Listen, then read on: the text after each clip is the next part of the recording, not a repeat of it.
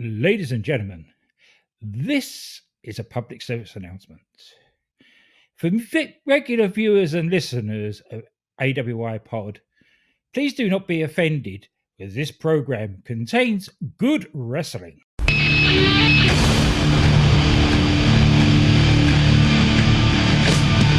my life in the box in front of me.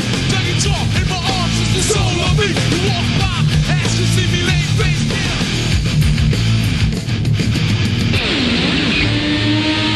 Your head by the door in your heart.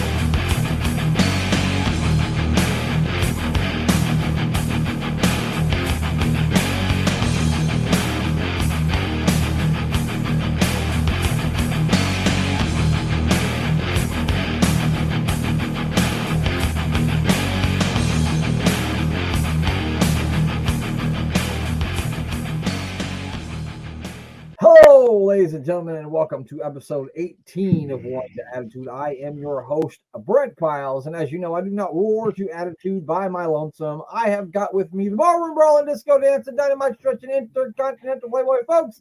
He's more over than slap buckets. GA Wrestling Nut, Glenn. Glenn, how you doing? Not too bad, considering, really. Considering where we're at, yeah.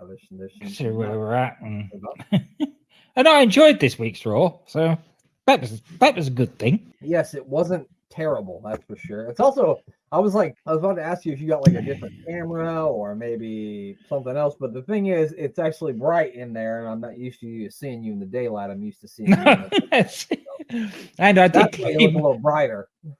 And I did clean my lens on the camera on the webcam. Oh, well, that might which have has something to helped. do with it too. So I did notice on Friday that I was looking a bit misty, so I thought I'd give that a spray and a clean up before it starts tonight. I was feeling a bit misty, so I don't know. I didn't realize it. Or maybe I did subconsciously, because today I thought, man, Glenn looks extra bright today. Plus, this time of day, the sun comes directly in that window there, so I gotta ask you, it's Glenn, a have you natural always light had the coming. American Badass Funko Pop, or did you just get that? Oh, I've had that for a while. Well, goddamn, pal. Shows how much I pay attention. I knew you had all the other ones, but for some reason I didn't notice the Undertaker he's been there the same time as the others. Well, goddamn, pal. Shows how much I should have known you had an Undertaker one. Of course you would. What annoys me is that somebody bought me an original Undertaker one, but I was still with my partner at the time, and she sort of frowned on that sort of thing. So her granddaughter got it. Tragic. Well, Glenn, what can you do? Maybe one day you'll be able to get it. So they have I've not seen them though. That's the trouble. Yeah, other than the American Badass one, I haven't really seen a whole lot of them either. No, the American Badass one is the only one that's around at the moment. So hopefully they'll come back in. So, like, I have never seen it at the store or on sale anywhere, but they have an Undertaker Paul Bearer 2-pack. That I'd love to get my hands on that if I could, but I've never seen it around. We've only seen pictures of it on the intranet. A small deposit down on a Davey Boy Smith. Well, that's good. Yeah, the trouble is, the way things are going, I'm probably not going to be able to afford it, because I've got the news today that my company's stopping paying me now while I'm off. Well, those sons of bitches, Glenn. God damn it. Yeah. So anyway, the Women's World Cup starts this week, Glenn. I thought maybe we could discuss that a little bit. Both of our respective women's national soccer teams are a couple of the favorites in the tournament. Yep. Yeah, they're in the top 4. There's the USA, Germany, Sweden, and England. Yep. Are the top 4 seeded teams. Which England's probably top ranked, aren't they? No. No, USA top. USA top. Okay. Germany second. Sweden third and England fourth, despite England being the current European champions. I can't work that out. Yeah, especially because it's like two other European teams. That doesn't make any sense at all. So the only thing I can think of is that UEFA are taking it on World Cup rankings and not including the current form rankings. That's fair, Glenn, because as you know, we are back-to-back World Cup champions. Just want to say, back-to-back World champions. We're looking for a three-peat this year. And can I remind you that the last time we played you, we beat you. I remember, Glenn. Do you know who your first match is against? I don't, to be honest.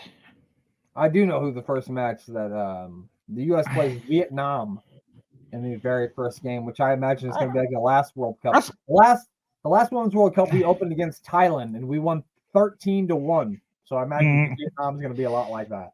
Yeah, it's going to be a bit of a squash, you would think, wouldn't you? That one. We also have the Netherlands in our group though too, so that might be a tough one. Which I think the Netherlands is the team that we beat in the World Cup final last time, but I could be very wrong on that. I don't want Nigeria versus Canada. They play Haiti, Glenn. Haiti, all right. They play Haiti, then they got Denmark, and then they played China. So which for me, you want to hear what the kickoff times are going to be in Central America? 4:30 a.m., 3:30 a.m., and 6 a.m. So I won't be watching any of those live, I don't think. No. Because it's in New Zealand and Australia, so like the kickoff times are very strange. Like the U.S. plays at like 8 o'clock, and then at like 2 a.m. Yeah, I think even I'm going to be struggling to be able to see the games live at those if they're playing them sort of during the morning. Right. Well, so 4 a.m. my time would be about what, like 9? 9, yeah. 9, 5, 6, 7, 8. Yeah, 8, no, yeah, no, it's 8. Yes, you're 6 hours, so it's 4, 5, 6, 7, 8, 10. Yeah, 10. Breakfast time. All right, Glenn, that's it. We've done too much math, and now we're going to move on from the Women's World Cup. Talking about this episode of Raw because we've done too much math, Glenn. Yes. And my brain hurts, so I forgot to open my notes, though, so I'm going to need to pop my notes open before I can start talking about this, because that's a very important piece of this puzzle. My notes. It certainly is. Otherwise, I don't know what the fuck I saw. Who knows what it was? Could have been anything. I'm thanking Scott's Blog of Doom again for their help with the notes for this. Shout out to Scott. I don't know if it's just one man named Scott, or if it's several men named Scott, or a whole bunch of guys. I think it started out as one guy, but it's like a whole different people do different shows and that sort of thing. Do you think everybody that works there has to be named Scott, or have the last name Scott, or name Scott, something like that? They're a bit like the Monty Python Bruce sketch. You probably never see that. It's from the TV series. And, no, I never saw that. It's all Australians. G'day, Bruce. G'day, Bruce. Hi, Bruce. And what's your name, mate? Oh, my name's Gary. Oh, we'll call you Bruce to avoid any. I love it. That's great. Yeah. A lot like that. That's what Scott's Blog of Doom is. Just a bunch of people walking around going, "Hey, Scott. Hi, Scott. Scott, how you doing, Scott? Good to see you, Scott. Scott, let's have lunch." All right, here we go, Glenn. Now I got my notes up. All right, it's Raw is War. I didn't put the dates down. It's April 7th, 1997. And Glenn, this is in Muncie, Indiana at the Warthall Arena. And normally, Glenn, this is where I tell you, give you information about the arena. I tell you about old wrestling shows that took place at this place. And, tickets to events that you can go to. But, Glenn, this week I ain't got shit because they have nothing. No, in Indiana, you don't. Got nothing for Muncie, Indiana. Not a goddamn thing.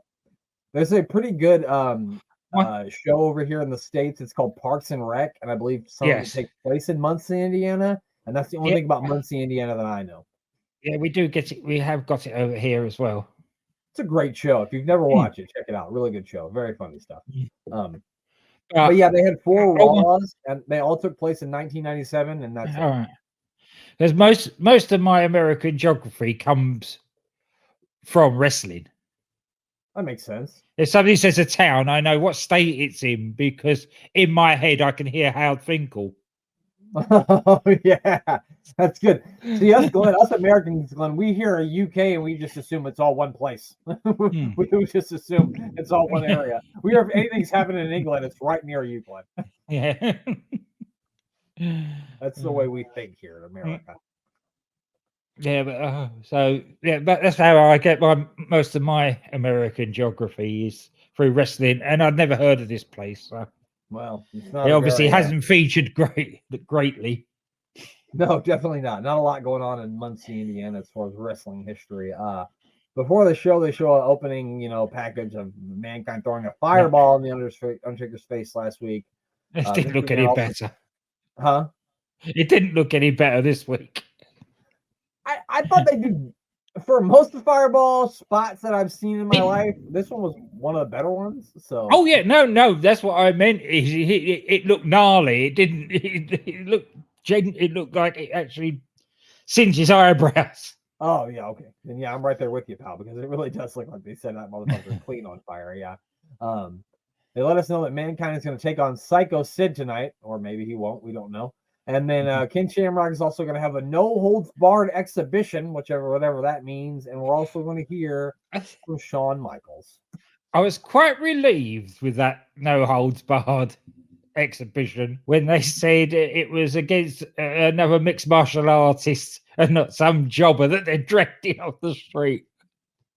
Well, we'll talk about that, but he looked like a jobber that they dragged him from. The opening match, we get a tag team matchup between Owen, Hart, and the Bulldog. They are going to take on the Godwins. Bulldog and Owen back on the same page. As we've been talking these whole things, there's been a rift between Owen, but it's now been fixed by only one man that could fix it, and that's Bret Hart. And I think the reason why they decided to just bury the hatchet is because Bret talked for so long. They were like, "Fine, we'll just be friends." Shut up. Okay, we've done it. We'll do it. Well, fine. We'll be friends. Talking about that, Owen did his own bit of boring everybody to. Actually, it wasn't a bad promo, but he went on a bit at the start of this before. Yeah, he also sounded like he started to trip up on his words a little bit. The more he started talking, and a big, huge USA chants going on in the crowd for this. Yeah. That was super hot for this entire show. They really were. He thanks God for his brother Brett for getting him and Owen back together again, and he says that he knows Shawn Michaels is going to be here tonight, and if he says one bad word about his brother Brett, they're going to come down there and they're going to destroy Shawn Michaels. If he says anything about their brother Brett, so you better not say anything bad about my brother Brett, because you say anything bad about my brother Brett, I'll come beat you up because my brother Brett. He said brother Brett a lot. Yeah, he did. It was like Bret Hart saying belt. And that Shawn Michaels should watch his mouth. Which, yeah, I'm sure Shawn Michaels is going to do that, right? Oh, yeah. So the Godwins come out, and the fans haven't been this much behind the Godwins since they dumped the slot bucket on Sunny, because the fans loved the Godwins here. They were going ape shit, chanting, going crazy for the Godwins. This is a good tag team match, I thought. It was. And to be fair, the Godwins got a fair bit of offense in at the start. Especially with old Phineas I, he went really loopy at one point.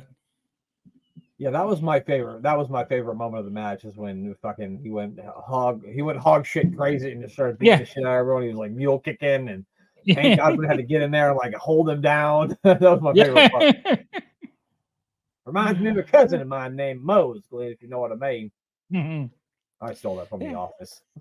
And of course, Vince is absolutely raving with his hillbilly fixation. He loves the hillbillies. Oh, yeah. Put these overalls on, pal. I love the overalls. They look great on you.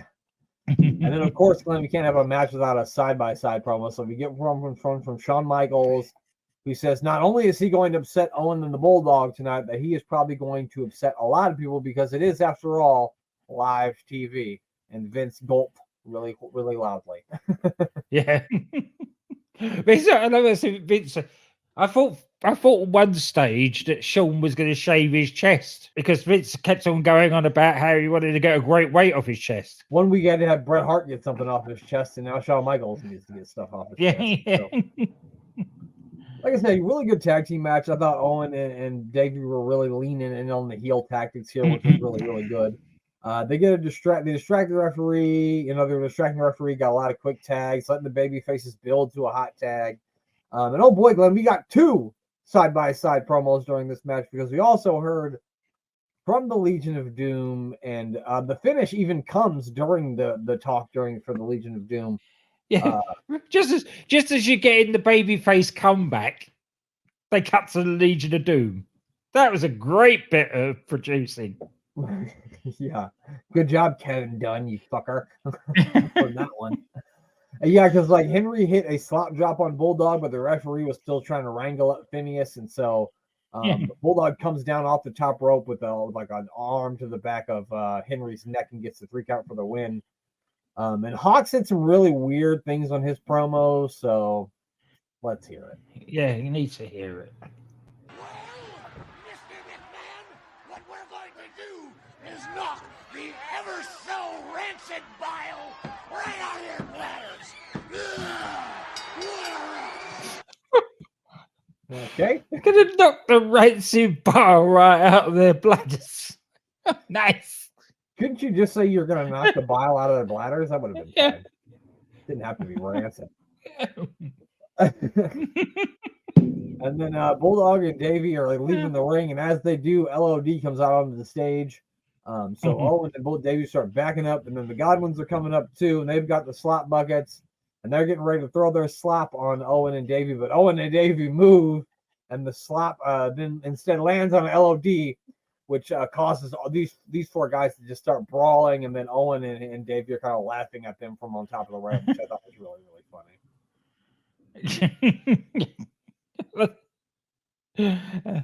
It said here, it said, also, it's not like Hulk never woke up covered in pig filth, I'm pretty sure. Oh, yeah, no, definitely. He's absolutely. Oh, we're covered in throw up? Yeah, one or the other. Yeah. We then hear from the Bulldog and Owen again, because we didn't hear enough from them the first time. They thought this whole thing with, this Godwins throwing slop on LOD was hilarious. They said no one in Canada or England would ever walk around wearing face paint or carrying slop buckets, which I find very hard to fucking believe, because I know y'all got a lot of fucking farmers over there in England. I know they got a lot in Canada. So somebody's got a slop bucket over there. Yeah, that's very true.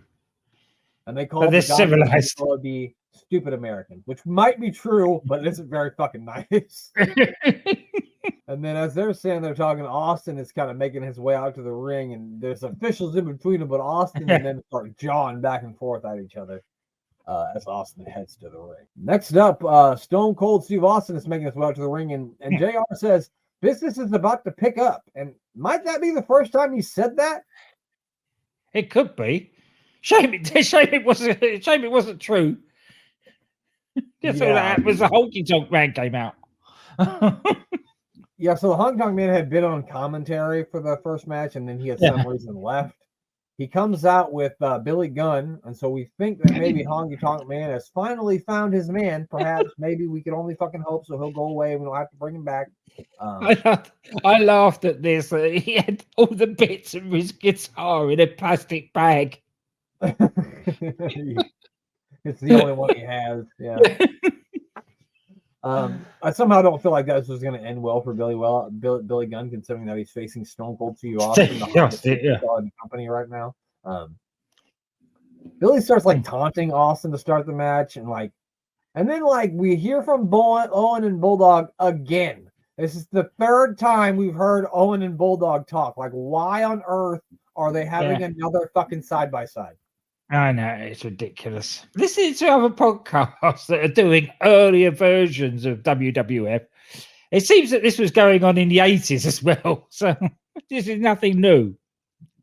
Yeah, it's our buddy UTT Rob told us on Twitter that it's pretty much the same thing.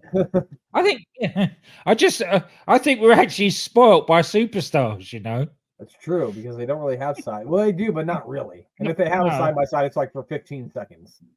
Yeah, and it's normally advertising something like SummerSlam or WrestleMania or something. Or Ico Pro. Get your Ico Pro. Yeah, I thought this match went on a lot longer than it should have. I thought it should have been over in 2 or 3 minutes. But it should have been a squash. Yeah. Yeah. It should have been just a squash. Austin wins. But I love it with Honky though, because he's trying to side with Billy Gunn, and Billy Gunn's getting beaten down by Austin. He's going, he's doing fine. Every match has its peaks and valleys, but he's doing fine.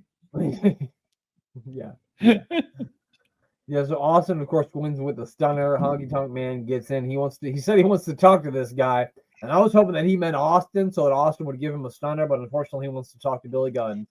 And unfortunately, Glenn, we're gonna have to listen to what he had to say. So yeah, go on. And just because I came out here last week and I offered a piece of beautiful merchandise to Jesse James, and he was a complete goof, and he turned me down, I want you to know you've always been my first choice. I want you to go with a Honky Tonk Man. We'll get good clothes. We'll get you a nice haircut. We'll get you some sideburns. And I know you can shake, rattle, and roll. If you want to thank me, Billy, I know there'll be plenty of time for you to thank the Honky Tonk Man. Come along, brother. Let's go for a ride. Oh! What the heck? Oh, what a... I've never liked Billy Gunn more than what he did there, because he shut the Honky Tonk Man up. And not only just for that, because he was nursing a punch on the jaw, he didn't speak for much of the rest of the show. yeah, I was hoping that after this he would leave forever, but unfortunately he didn't. But you're right, he didn't say a whole lot more. So Billy Gunn's not the guy. He punched him in the face, like Glenn said. I was hoping that he was the guy, because I think that the Honky Tonk Man should go home and leave us alone. It's goddamn 1997. It's not 1987. We don't want to see your fucking ass no more. So go away. Yeah. But like, I remember Billy Gunn becoming Rockabilly. Doesn't that happen? Or am I just drunk? Did I make that up, like Midian with the eye? No, I'm sure it happened. Okay, so maybe Honky Tonk Man brainwashes him. I don't know. I don't know, because I thought he was Rockabilly and Honky Tonk was his manager, but maybe I'm way off base there. I don't know. Maybe we're gonna find out, Glenn. Yes. The longer we go, we are going to find out. It's nice to have some things to look forward to. Well, I don't know if that's a lot to look forward to. We then get Doc Hendricks trying to sell us an Undertaker door banner, and I bet that'll help you sleep tonight. Poor old Michael Hayes. He was a free bird, and now he's shilling on the bloody Undertaker posters in the foyer. With a name like Doc Hendricks. And then, Glenn, I was very confused about this next segment. We get a guy out here dressed in a military outfit. He says he is the leader of the Truth Commission, that he is from South Africa. And he also informs us that Raw will be emanating from South Africa next week as well. He also says a whole lot of other stuff about Americans not having many laws and not enough democracy, and that the Truth Commission will teach us about true democracy, even if they have to beat it into us. He says the only person in the WWF who knows the truth about America is Bret Hart. We then got a promo from Bret Hart, and I would play this, but I literally couldn't really understand a whole lot of it, because it was like played through like a second source, and so it sounded kind of muffly. Yeah. And anything that I could understand was pretty much everything he's been saying for the last 2 weeks. So that's right. All that was a house show. Something. Can't remember where they said it was. Here he was. They said it was in South Africa, because then they showed Bret Hart coming to the ring. That's right. Yeah, South African flag. Yeah, so it was a house show in South Africa, being anti-American and right. And one funny thing that Bret Hart did say that I didn't catch his promo was he said that Psycho Sid has a $1 million body but a 10-cent brain, and that really made me laugh. Yeah. Not anything Sid hasn't said about himself in a promo. That's right. And that commandant, basically, I don't know what they were doing with him, because they got rid of him really quickly. Because they realised that A, he wasn't South African, B, he couldn't wrestle, and C, he wasn't a very good talker. Yeah. So Because they replace him with Don Callis, don't they? They did. Yeah. Yeah. Okay. Yeah, they do. Who A could wrestle, B is a good talker, and C is a good manager. So that was a good swap. And we'll probably get more into this when we see the Truth Commission, but I think they could have done a lot more with that guy than they did. Yeah. I mean, I don't. You probably know this, if people don't know. He's one of the guys who runs Impact Wrestling, and while I don't watch Impact, I see a lot of good stuff from Impact, and if I had the time, I would watch it. So I just think that guy's a really smart guy, and he's really smart to the business. So I just think that they could have definitely done a lot more with him than they did. But anyway, the next thing, Glenn, is the most flamboyant, the most electric, the most whatever superstar that Vince McMahon wants to get into his pants and touch his balls. It's Shawn Michaels. Just in case we didn't know that he was flamboyant and outspoken. I'd heard that before. Yeah. We'll work that out, Vince. So Vince asked Shawn about the attack from Bret Hart a couple of weeks ago. He asked him if it has given him any more of a setback on his knee. He says that him saying stuff and getting beat up isn't anything new. Ask a bunch of guys in Syracuse. They'll tell you the same. Yeah. Let's hear a little bit from Shawn Michaels about how he feels of Bret Hart and how he thinks Bret Hart feels about him. Bret Hart and Shawn Michaels loathe one another, whether it be out here or back there. Make no mistake about it, Bret Hart hates my guts. And to be perfectly honest, I hate his. Bret Hart has not just recently turned into a bad guy, he has always been a bad guy. The World Wrestling Federation exploits Bret Hart's family because he allows it. If Bret can make a buck, he'd sell his mother. That's the truth. I was second fiddle to Bret Hart for years here, and I did it with a smile on my face because that's what a man does when it comes to business. And then Bret Hart takes time off. He takes time off, he says, because he needs rest. What he did was take time off to see if Shawn Michaels and the World Wrestling Federation would fall flat on their face without him. Well, guess what? We didn't fall face flat anywhere. As a matter of fact, the World Wrestling Federation did the best business it has done in 6 years. You're the boss. Am I right or wrong? You're right. Thank you very much. Bret Hart is obsessed with the World Wrestling Federation Championship because he was born into it. If Bret Hart wasn't a world champion, he would feel like he had fallen short. So, two things from that. The first thing is, I find it funny that Shawn Michaels would call Bret Hart an egomaniac and say he's obsessed with the WWF Championship. I believe, buddy, you're going to have to go talk to the man in the mirror as well. I'm not saying that Bret Hart isn't any of those things or wasn't any of those things in 1970. He might have been, but if he was, Shawn Michaels was every single bit of it as well. So I just thought that was funny that he was saying that stuff. And the other thing is, go ahead. Yeah, Shawn Michaels was everything that he was saying. Bret Hart was there back in '96. When the last time he held the title, when he was trying to weasel his way out of every job he had to do, and yeah. Exactly. It wasn't. And then the other thing is, he said there that they did the best business they did in 6 years. That is bullshit. That is not true. That's bullshit. I don't think that they did as good business in 1996 as they did in like 1992 or 1991. I doubt it. There's probably no no. There's no way. It might have been better than it was in 95, but that's not saying a whole lot. You know what I mean? No. Either. And then Vince McMahon was cheesing so hard during this. He was like a proud father watching his son. You could just see it. He couldn't help but he tried not to, but he couldn't help but cheese.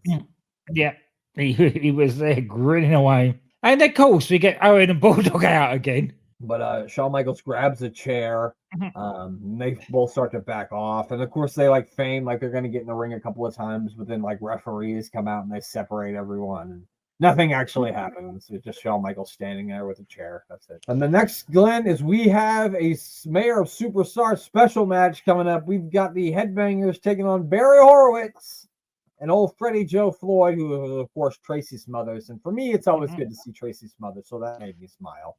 Yes.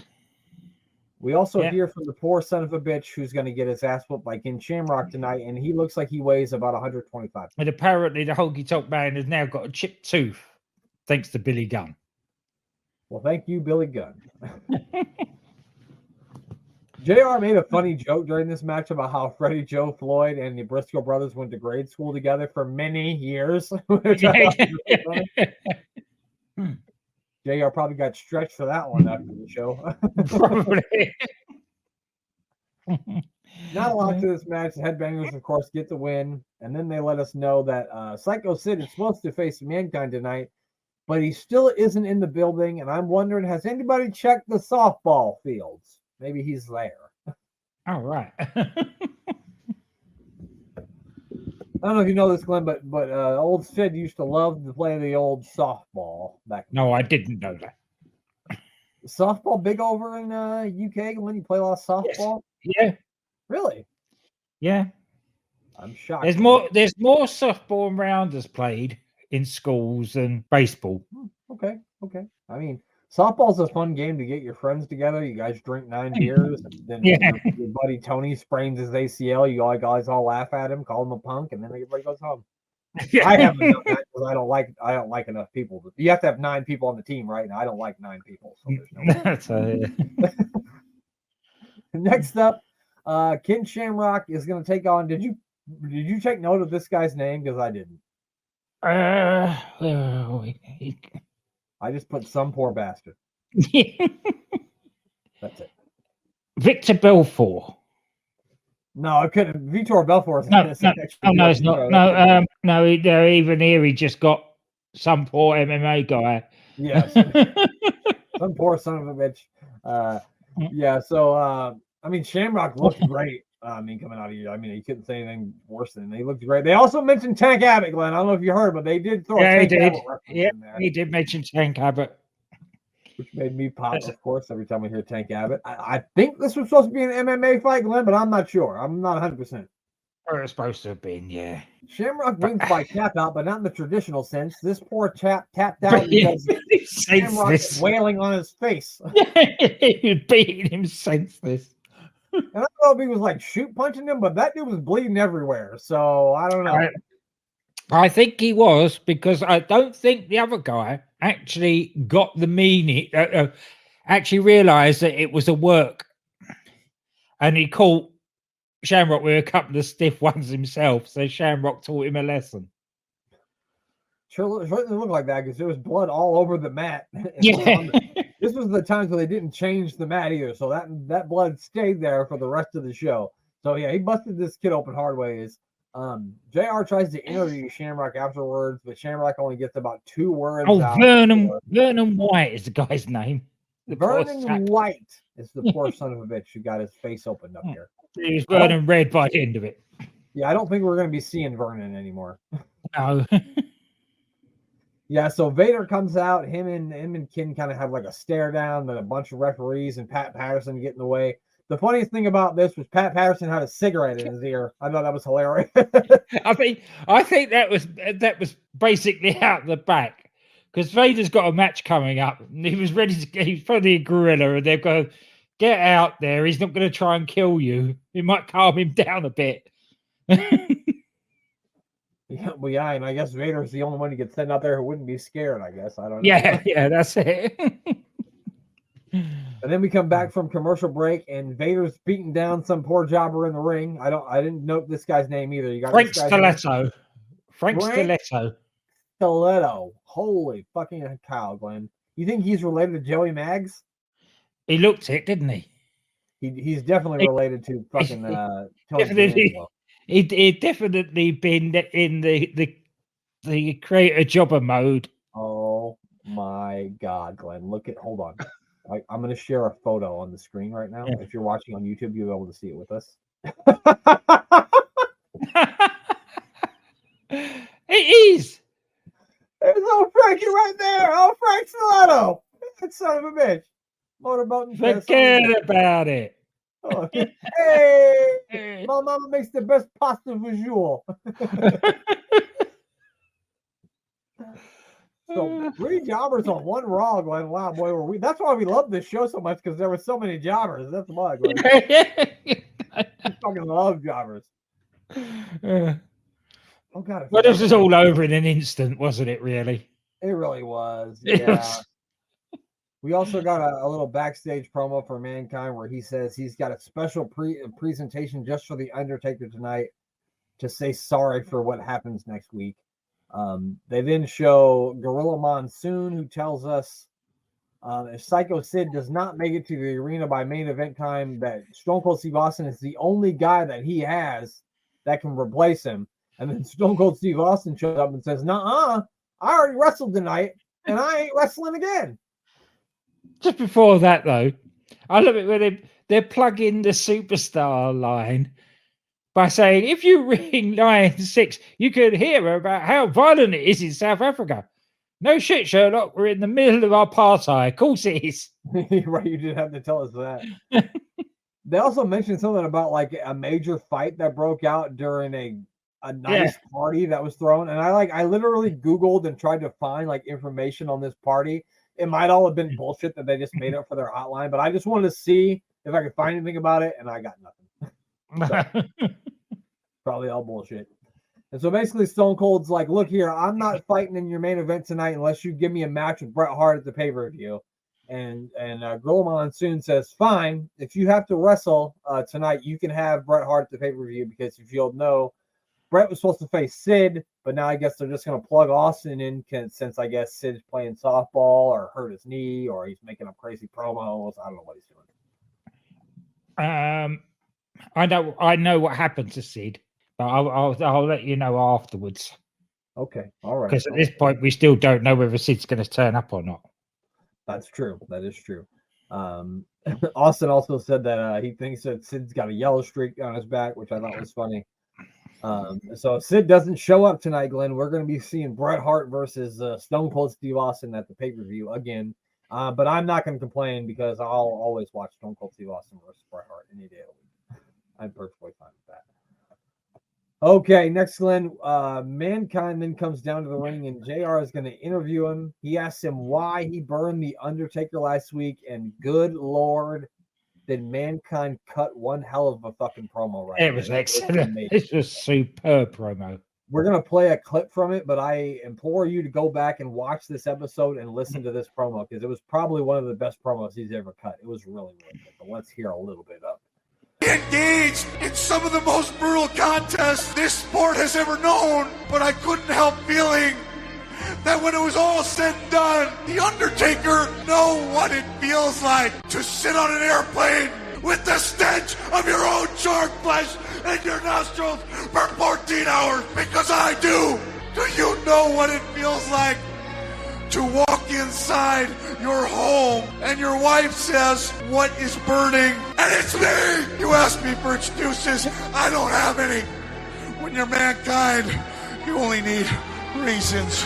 If you thought the fireball was bad, I implore any women and families who love their children, don't order the pay-per-view, because I will not be held morally responsible, but I will not stop until the entire audience smells your charred flesh, feels sick to their stomach, until you are nothing but a random pile of body parts. And I kid myself not, this could very well be my last match. Yeah. Luckily, it wasn't. Luckily it wasn't. That'll come in a couple years. But yeah, that was pretty goddamn great. Then the lights start flickering, the Undertaker's music starts playing. And this is another situation where, Glenn, I couldn't understand a goddamn word he said. Could you? No. It's summed up well on here. He said it's like he's in the bathroom stall backstage. Yeah. And he'll hoping this vault of souls and blah, blah, blah. This is the vault of souls the toilet tank? Yeah, it's like if I took my mic and put it all the way up here, and then I went... Yeah. And then tried to talk over that. It wouldn't fucking work. So I don't know what he said. There's an Yeah, it sounded like a bunch of nonsense. So I don't know what he said, but the Mankind promo was great. We then get Stone Cold Steve Austin's music play, so I guess Sid ain't here. No, Sid's not there. Sadly, for a legit reason. Apparently, he had on the way to the arena, he had a bad car crash, and that was what screwed him up and basically finished his WWEF career. So we're not going to see him anymore? We're going to see him one more time, and then that's really? it. Mm-hmm. Well, it's good thing we're going to start that sideshow soon. Anyway. Yeah, it says pretty much ended his WWF career aside from a one-off appearance before King of the Ring later in the year. Interesting. So, sadly, Sid is done. So, lucky we've only got a couple of episodes of the Heritage Cup left, because then we can start indulging ourselves on more Sid again. We can get more into more ridiculous stuff like we like to do. These two men brawl. And when I say they brawl, they fucking brawl. Austin suplex Mankind on the ramp. But god damn it, Glenn, we had to see the Bulldog and Owen one more fucking time, because now they're up in the crowd. Why? Because they're mad that Austin gets to face Bret Hart again. Yeah. This was the Bulldog and Owen show, wasn't it? And Bret's been screwed again. Yeah. Bret's always been screwed. I wish somebody would into the ground so we don't have to see him. Him and Honky Tonk Man. Take them together. Yeah, these guys literally beat the shit out of each other. They just fought all the way around the ring. This was a really, really good match. It was a great brawl. They literally put out all the stops in this match. It was really, really good. There was Austin's only Mick Foley would take this when he stun gunned him onto the railing, and he sort of folded across it and then crumpled into a heap. And you think he's got to be dead, but no, not him. Of course not. Yeah, Mankind uses chair shots. He's pulling mats up on the floor. He tries to go for a pile driver on the ramp, but Stone Cold pushes him off the ramp. The back of his head just goes slamming into the guardrail. And I've heard Mick Foley say, if you ever watch my head get slammed into a guardrail, and say, how does he protect himself? He didn't. He just took it. Yeah, he just took it. It wasn't no protecting yourself. So eventually Owen and Bulldog make their way down to the ring to try to attack Austin, but then LOD comes running down and gives chase to Owen and Davey. Then Vader hits the ring and he tries to hit Austin, but he misses and hits Mankind instead. Then they start fighting with each other. Eventually, Paul Bearer gets cooler heads to prevail, and that's kind of how the show goes off the air. Yeah, it was. But it is that thing, isn't it, with Mankind? He associates himself with like-minded violence. Very true. He absolutely does. It go back, back in the day when he was with Abdullah the Butcher. As I said, they're a kindred spirit in violence, and it's the same with Vader. Yeah, there were times with him and Abdullah too where they would just start fighting each other, didn't they? Yeah. Oh yeah, definitely. I mean, we just recently watched Battle Bowl, and they were a tag team there, and they started fighting each other. Yeah, but you can understand it though. It's like with two really good mates or two brothers that they're so alike that they're going to fall out over things as well as get along with things. Yeah, absolutely. Yeah, definitely. That's the way what it goes, Glenn. As my grandfather used to say. Well, Glenn, that's it for this episode of Roaring to Attitude. Who do you need to plug this week before we get on out of here? Oh dear. Oh, we're not going to give the thumbs up or thumbs down for this one then. Oh yeah, I think we're both going thumbs up, right? We go for a thumbs up for this one. Absolutely. Very good stuff this week. Like we talked about before, not a lot of great stuff happened on this show, but it had a lot of really good, entertaining stuff throughout. Keep your eye on the Unbooking the Territory podcast, because there's lots of new things coming up. They're ending their I'm booking the Tankatory, the Life and Times of Tank Abbott, and also the Gator Golf's coming towards the end as well. So they're got new fingers in new pies, apparently. So keep your eye out for them. Bang Bang Podcast with Andy, DDT with DC and Doc, and of course, it didn't drop this week, but they're sorry assures us he's going to be back next week with the Doctor Who podcast. For those who like sci-fi, it's the Doctor Who podcast with Danny and Si. I really like There it. you go. I really enjoy doing that. I don't know why. But yeah, check out Sports Wire Radio. Give our buddy Thomas Bryce a follow on Instagram, Twitter, and on the threads. We're on the threads too. Give us a follow on the threads. And make sure you check out Sports Wire Radio. I think I said that already, but make sure you check them out. We're on there every week. And give our buddy, our other person, the other member of our tag team, the Mayor of Canton, a follow on Twitter at Mayor of Canton, and check out Mule Mayor every Wednesday. And if you haven't checked out our Battle Bowl shows yet, make sure you go back and do that. Part 3 is out. And boy, we had a blast listening to doing that thing, didn't we? Yeah. Really Me and Oakland getting reinflated. And if you want to know in depth what that means, make sure you check out this week's show. And make sure you check out a couple UK Heritage. We only got 4 episodes left of that thing where me and Glenn review all the UK Cup matches that took place in NXT UK. I'm getting all tangled up on my words. Now, Glenn, I think the only thing left for us to do is for you to say goodbye. Goodbye.